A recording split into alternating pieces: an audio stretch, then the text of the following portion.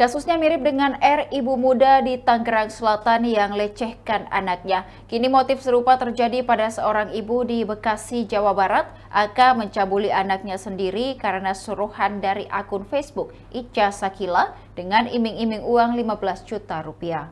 Kabid Humas Polda Metro Jaya Kombes Adi Arisyam Indradi mengungkapkan AK membuat konten asusila bersama anak kandungnya pada akhir tahun lalu. Sang anak diperkirakan berusia 8 hingga 10 tahun.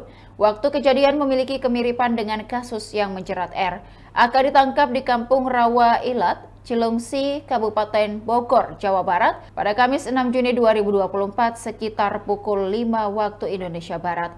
Akun Facebook Ica Sakila diketahui mengiming-imingi uang kepada AK maupun R.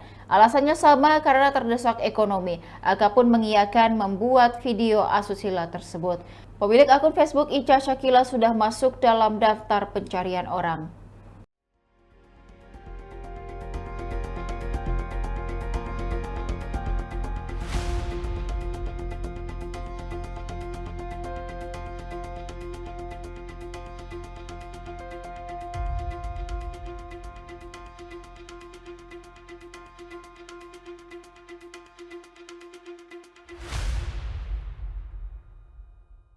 Demikian Tribun Timur Hot News kali ini, saksikan berita lainnya hanya di kanal YouTube dan Facebook Tribun Timur. Download Tribun X sekarang, menghadirkan lokal menjadi Indonesia.